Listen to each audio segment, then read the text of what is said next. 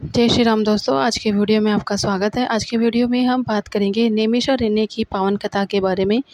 जानकारी अच्छे लगे तो लाइक करें, चैनल पे पहली बार आए हैं चैनल को सब्सक्राइब करें, बेल आइकन के बटन को दबाएं। सूति जी बोले कि हे ऋषियों, सर्वप्रथम अनेकों कल्पों के बीत जाने पर जब वाराह कल्प प्रारंभ हुआ तब सभी ऋषियों में विवाद छिड़ गया। विवाद में ब्रह्मा जी ने कहा, ब्रह्म कौन है? कोई किसी को बताता तो कोई किसी को ब्रह्म कहता, किंतु जब निर्णय न हो सका तब सभी मिलकर ब्रह्मा जी के पास पहुँचे और प्रणाम करके स्तुति की। तब ऋषियों पर प्रसन्न होकर ब्रह्मा जी बोले कि हे ऋषियों, हम एक संदेह रूप अज्ञान के अंधकार में पड़े हुए हैं और बहुत व्याकुल हैं, अतः कृपा करके हमारा वह संदेह दूर करें।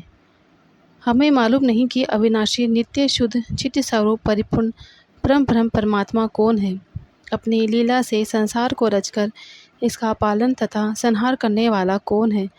इस प्रकार मुनियों का कथन सुनकर ब्रह्मा जी ने अपने आसन से उठकर भगवान शंकर का ध्यान किया और फिर आकर के ऋषियों से बोले कि हे मुनियों, जो मन एवं वाणी से अतीत है, जो ब्रह्मा विष्णु रुद्र आदि तथा मूल इंद्रियों के साथ सबको रचते हैं, पंडित जन जिनके परम आनंद को प्राप्त करके अभय हो जाते हैं, जिनकी कृपा द्वारा मुझे प्रजापति पद प्राप्त हुआ, जो सूर्य चंद्र अग्नि बिजली आदि को अपने प्रकाश से आच्छादित कर देता है, उस अद्वितीय महेश्वर शिवजी की अनंत महिमा जानी नहीं जा सकती। इसके समान कोई भी नहीं है। अपने अंदर से ही वे संसार को उत्पन्न करते हैं और प्रलय काल में फिर अपने में ही उसे विलीन कर लेते हैं। यही सभी प्राणियों को प्रपंच में डालते हैं। इन्हें अज्ञानी, दुष्ट, पतित और अधम तो देख भी नहीं सकते। भक्तजन ही इनकी मनोउपासना के द्वारा देख सकते हैं। इनके स्थूल रूप को देवता, सूक्ष्म रूप को योगीजन देख सकते हैं। तीसरा अति सूक्ष्म, नित्य एवं अविनाशी है। शिवजी के भक्त व्रत के अनुकूल चलने वाले देख सकते हैं। शिवजी वेदों में कहे गए हैं और साधुओं द्वारा प्रसन्न होते हैं। इस प्रकार धर्म की अधिकता हो जाने पर उसके द्वारा हुए जन्म जन्मांतर के पापों का नाश होने पर उसे भगवान शंकर को ज्ञान सहित चंचल भक्ति प्राप्त होती है। वह सभी सांसारिक विषयों से निवृत्त होकर भाव भक्ति में प्रवृत्त हो जाता है। भाव सिद्ध हो जाने पर ध्यान कार्य में निष्ठा हो जाती है।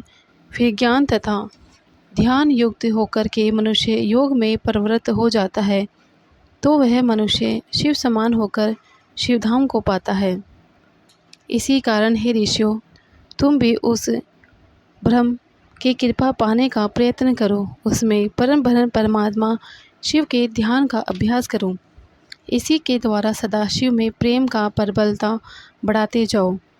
तुम लोग ऐसा करो कि देवताओं के 1000 वर्ष पर्यंत महायज्ञ करने का संकल्प कर लो। तब उस यज्ञ की भी पूर्णता हो जाएगी।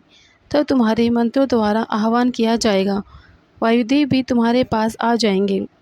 उसी से ही तुम्हें अपने कल्याण का मार्ग प्राप्त होगा। उसके बाद तुम लोग परम पवित्र वाराणसी नगरी में चले जाना। वहाँ पिनाकधारी भगवान शंकर जगत माता श्री पार्वती जी के साथ भक्तों पर कृपा करने वाले लीला करते हुए वहाँ विराजमान हैं। इस समय मैं मनोमय नामक अपना चक्र छोड़ने वाला हूँ।